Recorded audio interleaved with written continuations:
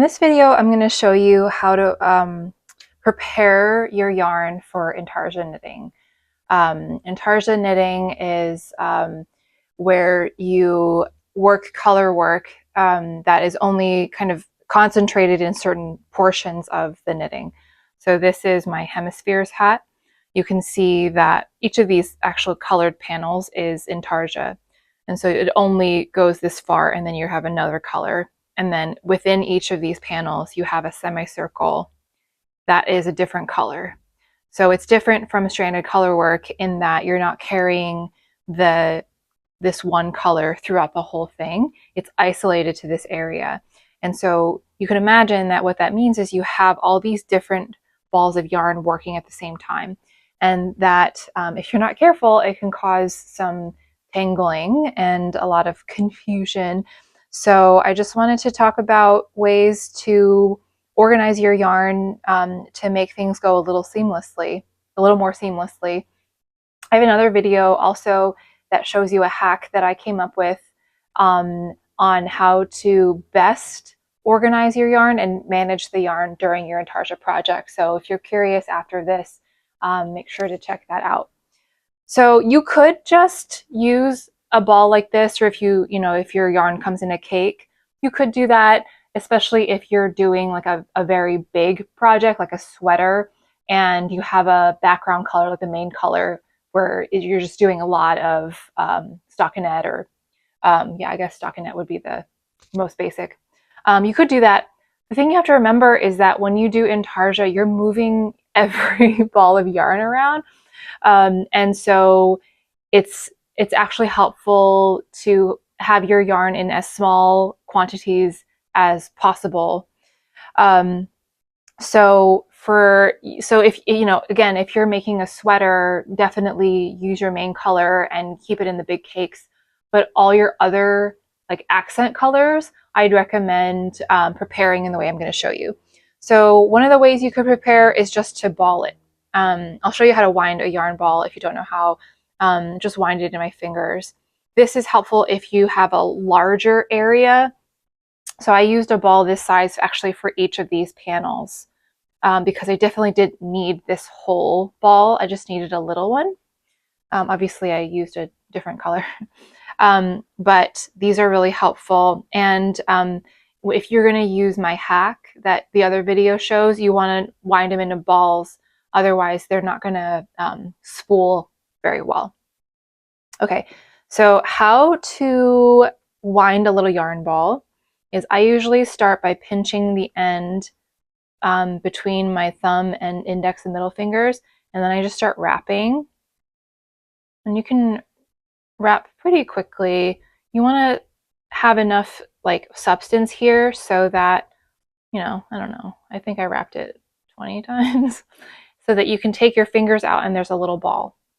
And then you want to change direction and wrap in this direction until it forms a little wad.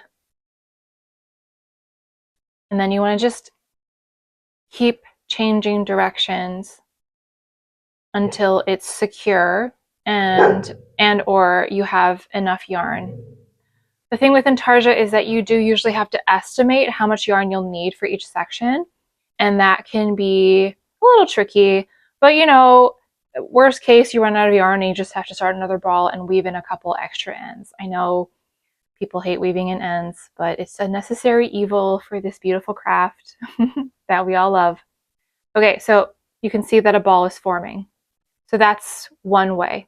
And I'm going to unravel it while I talk. So I like the little balls because they unravel quite easily, as you can see. But there's also a detriment to that because they unravel quite easily. And so if they're not contained and you're knitting, your yarn balls may very easily run away from you.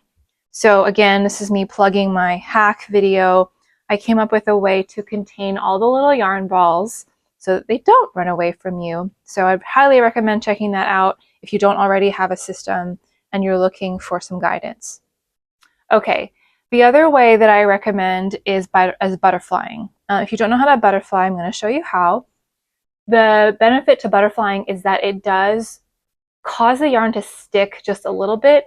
So if you're not using my hack, which you totally don't have to, and you're just holding your yarn with all the little yarn bits hanging, that it's less likely that the yarn will run away from you. Okay, so the way that you do a butterfly is you use your non-dominant hand, my left hand, and you want to loop your yarn around like this with the tail facing the, I guess the pinky side of your hand, and then wrap your yarn around the thumb, and then pinch your thumb to your hand so you can secure the yarn so that when you start wrapping, it doesn't just pull out. And then you want to wrap your yarn around and put it between your ring finger and pinky, and then back up through around and between your thumb and your hand. So you're making like an X, and then you just want to keep wrapping until you have enough yarn for whatever section you're knitting with this color. Okay, so let's just say this is enough. Okay, so then I had to grab my scissors. So then you want to cut your yarn and then take the end that you finished wrapping with and just wrap it around the middle a few times. It doesn't have to be, actually it shouldn't be super tight, but just tight enough that it creates that little cinching in the middle. And then you want to tuck the end in just to secure it. Okay. And then here's your butterfly. And then just when you want ready to work with it, you want to pull on the inside tail, not the tail you wrapped around the middle, the inside tail.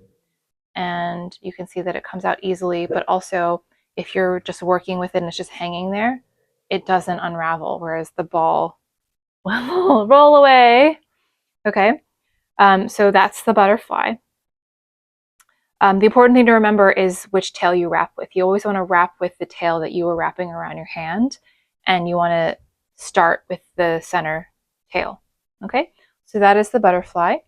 And then the other one is if you have like a bobbin, you can get like bobbins for thread and stuff from the craft store or the fabric store, but you can also just use any piece of cardboard. This is a little backing by Twin Mountain Handcrafts. They make really cute stitch markers out of wood and acrylic.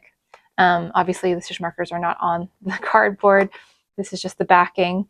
But so what you'll want to do is you want to cut a slit in your cardboard just to anchor the tail. And then just kind of thread your yarn into the slit so it's anchored, and then you just wrap.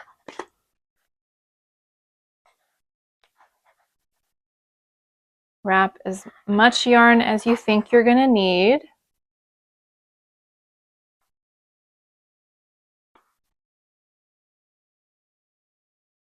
And if you want, you can either just work from this or you can cut another slit. I just left the camera.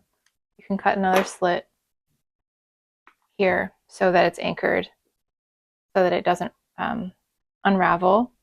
And then as you need more length, you can just kind of unwrap and then anchor it in the slit. So those are the 3 ways, I guess 4. You can just knit from the ball, the original ball or cake. But those are the ways that I'd recommend organizing your yarn for Intarsia, just so it's a little more manageable. I definitely have done Intarsia projects where I just knit with like the entire ball and it was frustrating. So this way it's a lot easier to manage when you just have, you know, just a few little butterflies hanging or just a few little bobbins hanging. Or again, you can check out my hack if you're going to use yarn balls. Just decide what works for you, play around with it. All right. Happy knitting.